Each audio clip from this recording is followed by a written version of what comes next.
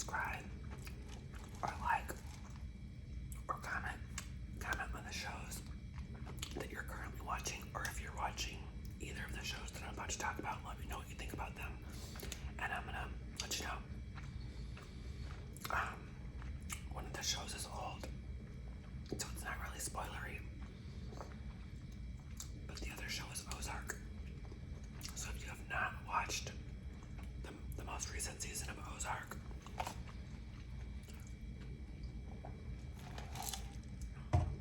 then you might not want to watch this video. Alright, let's talk about the oldest show first. Better Call Saul. I think we're on like season 3 of Better Call Saul. So yeah, I'm late to this Better Call Saul party. And over the years, I have watched bits and pieces of it, and I'm aware of how like it's really good, right? But I never like really paid attention. So when I'm at my son's house for work, I started putting it on at night, and like I have to wake up to pump, you know. So I was catching like more and more of it, and I was like, this show is so good, I need to watch it from start to finish. So I made a vow to myself that I was going to watch it from season 1 through.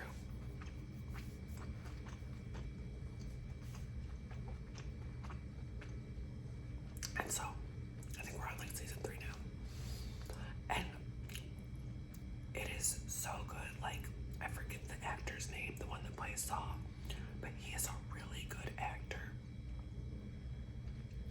And his character, Saul, reminds me of, I think I've said this in another video, but it reminds me of Michael Scott, because like, you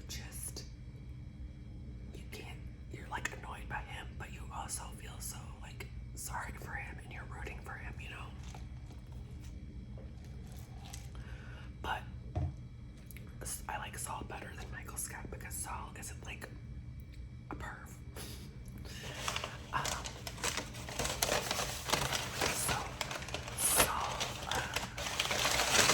Saul is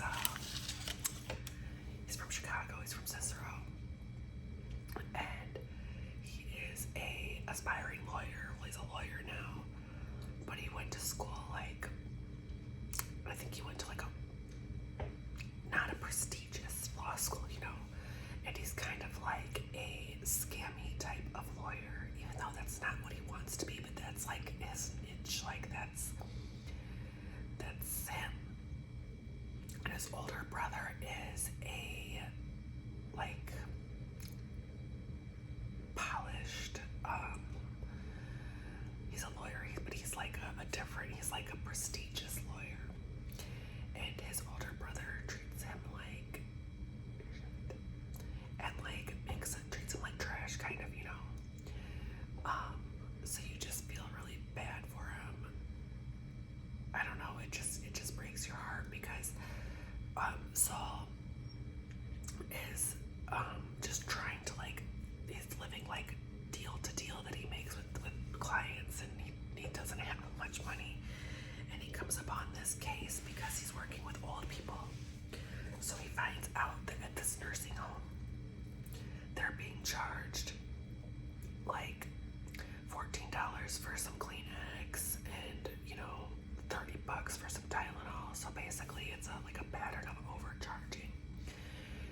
They're basically taking these old people's like social security and just using it all for profit, you know, like nickel and diming them. So he comes across this big case because there's like, that nursing home is connected to a bunch of other nursing homes that are doing the same thing. So this is his case, you know, and he takes it to his brother because he's like, I need some help with this, and his brother's like, all right, I think you're onto something here. So they start working on it like night and day, and this case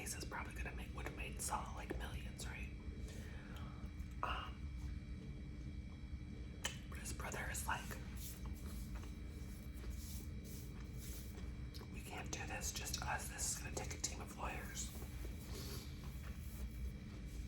It's too huge. And Saul's like, oh, no, like, this is mine. But his brother talks him into taking it to his law firm. And so they take it into his brother's law firm. And his brother's partner is like, look, we want the case, but we don't want you, Saul. We don't want you on this case. And his brother's like, well, what are you going to offer Saul then?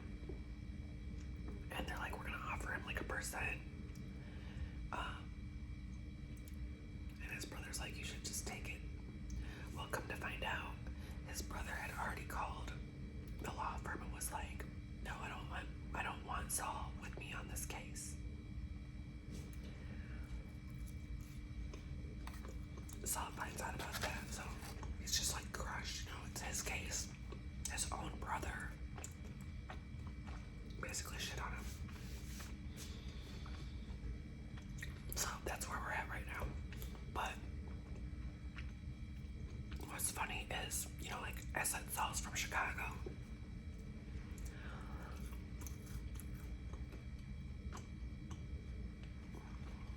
And I'm from Chicagoland. So a lot of the things that he talks about when he talks about his past, or like they show things from his past, are like just hilarious to me. And have you ever heard of a Chicago sunroof? Because I have never heard of it. I've never heard of a Chicago sunroof, and I don't even know if I should tell you guys what it is. But, okay. A Chicago sunroof, according to Saul. And he did this, okay? He did this to somebody that pissed him off. Is where somebody leaves their sunroof open, and then you climb on top of the car and use the sunroof as a toilet, okay? And apparently the person that he did it to, like he was drunk or something when he did it, and he didn't realize that they had like their kid in the car at the time. Anyways, the other show, Ozark.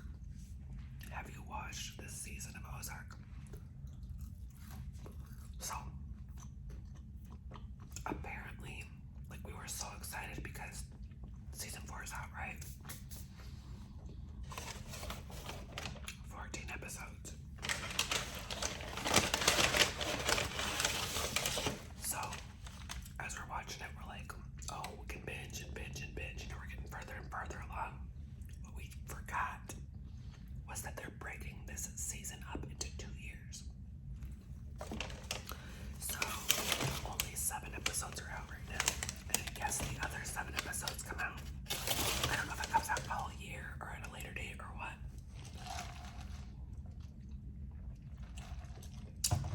But,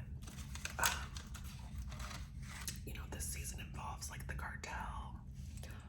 I would say like it opens up a little soft.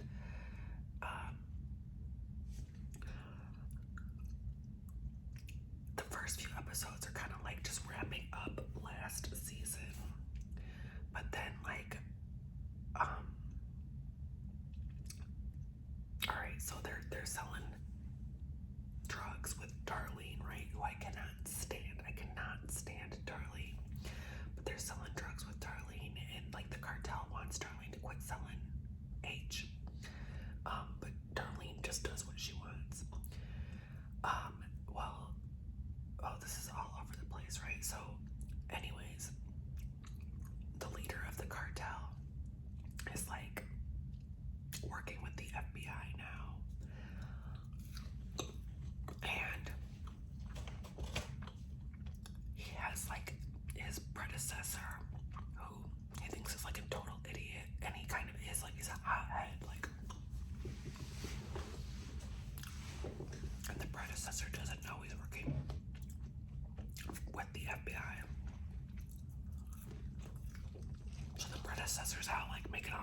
dumbasses, like on a power trip trying to enforce all kinds of crap.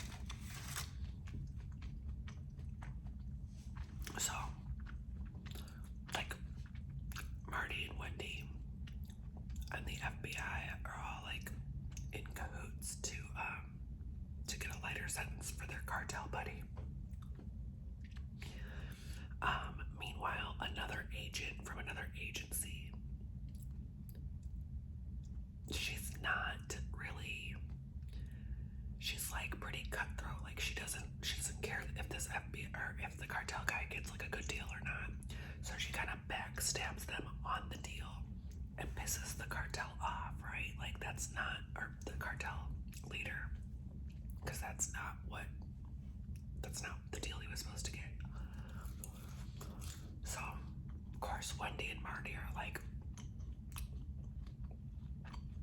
shitting their pants because they think they're gonna get killed over this, or their kids are gonna get killed over this.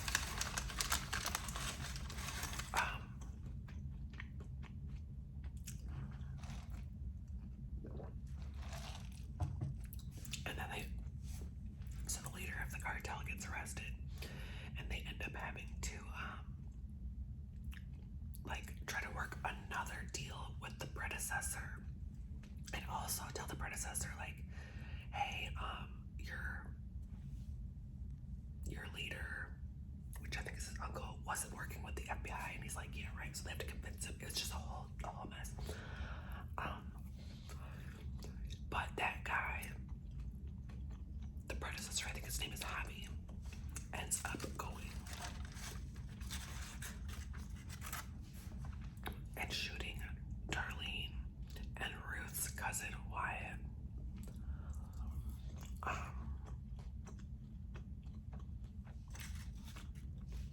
So that's where it leaves off.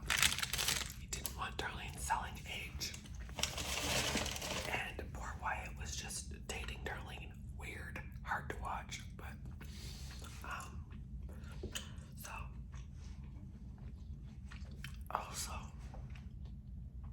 a few episodes before that, Ruthie was trying to get one of her like old coworkers to sell H to move this H for Darlene, and so she brought a sample up to Chicago for him to try, and he's like, I'm not gonna try it by myself. So he does some and she does some. Now I don't see how they can just leave that at that. I don't see how they can just let Ruthie try this hard drug one time, you know what I mean? So I'm like, now she just lost her baby cousin who she loves like a son, you know, or like a brother. So I'm like, are they going to take Ruth down that path? Which she's only about 80 pounds, like that. Okay, this is a reality anyway. I'm like worried about her health. Like okay. So that was Ozark. And then the last two books that I finished. American Kingpin. American Kingpin is about oh, my hands are so greasy now. It's about the guy that invented, that's not the word, but the dark web already existed, and this guy built the first like successful huge site where you could purchase drugs, etc. Through the dark web. So you could purchase drugs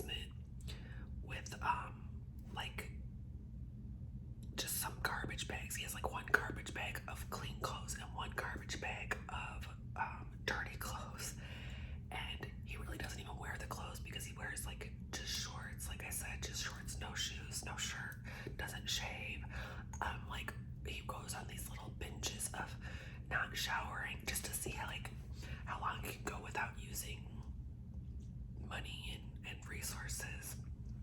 So he's kind of like dirty, right? And I guess he just sits there naked all day and starts building this program. Eventually it gets bigger and he has to like hire people to help him. So,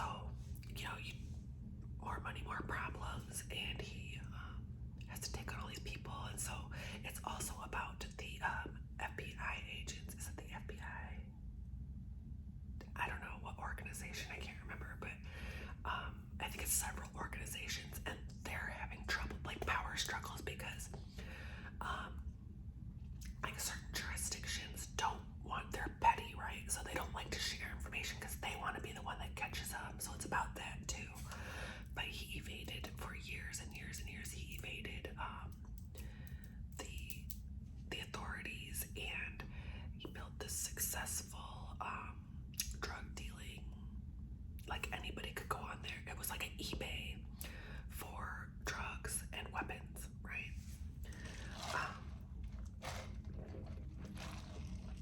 So that was that one. And then the other book was like a hidden gem. I don't know why, like I'm on BookTube, right? I mean, I'm not a booktuber. I watch BookTube, and I'm a bookstagrammer. I guess I'm a bookstagrammer. So I'm on Bookstagram like all the time, and I never saw this book. I just, like, it was happenstance. I saw the book. It's called All Our Little Secrets. I was just like on my Libby app, which is a app where you use your library card to rent ebooks and audiobooks for free, okay? And I was like looking through the thrillers, and I saw All Our Little Secrets, and I was like, what's that? Okay, let me check that out. So I checked it out, started reading it, and I was instantly like, what the hell is this? Like, this is good. This is good for something I've never heard of. And it is about a black woman who is a lawyer in Atlanta, but she's from, like, I think how you say it's like Chillicothe or something. She's from a small town down south where she got into like some trouble as a child, but she's always been like really intelligent, so they sent her off to school, and her mom was like a total, like, kind of like a drug addict, but not just a drug addict, like a drug addict, a mean, like, not a good mom. So she had like a pseudo mom who was still alive and in like a nursing home. But anyways, she's like a really like pretty successful lawyer in Atlanta, and she doesn't talk about her past at all to her coworkers. She's kind of like just minds her own business, and she doesn't want them to know she's from a small town or about her family, because she's got a little brother who's like a gambling addict and in and out of trouble all the time. So she has been having this affair with her coworker since they were at another firm, and then she followed him to this firm. And the coworker is a white guy. He's married. So does that mean she's having an affair, or does that mean he's having an affair? I don't know. He's definitely having an affair, and does that mean she is? I don't think that. How does that work? Okay. So she's been sleeping with him for a long time. Like, he has stuff at her house, and they meet in the mornings at his office. And one morning she goes in and she sees him dead, shot, blood everywhere, and he's a few floors above her because he's got a higher position. So she just like backs out of the room and goes back to her office and doesn't tell anybody. She's like, well, what if they find out that I've been sleeping with him? And she doesn't tell anybody.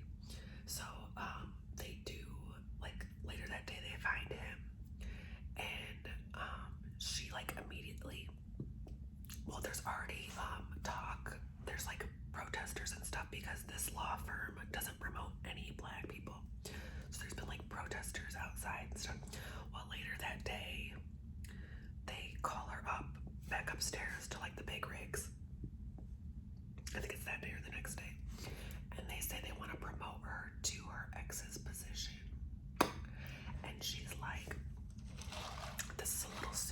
have some time to think about it. And they're like, well, yeah, but not much time. So, gotta check my watch here, see if somebody, oh, it tells me it's time to stand. Okay, so she's like, they basically like promote her without her even getting back to them. And they move her office and everything. And she's like, this is moving fast, this is weird. And they invite her to like this party that was already supposed to happen before the guy died, which was like the next day. And he's like, you have to come, like this is part of your position, and you have to fly out to this party. So she goes out to the party. It's like the day before, the day after the funeral, and they're all just acting like nothing happened. And she said like she's getting a lot of weird stares there. Like she doesn't know if they're just racist or like, is it because she took this position or what? And they all, like a few of them have a weird pin. And they're all like older white guys.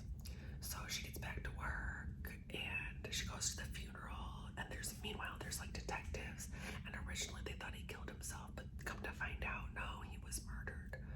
I won't spoil the whole thing for you, but I've spoiled enough already. But anyways, it's called All Your Secrets. So she goes back to work and starts to like kind of get weird feelings, like there's maybe like he was working on a case that they won't give her the details to, and even though she's supposed to be in his position, so she's supposed to have access to all his stuff.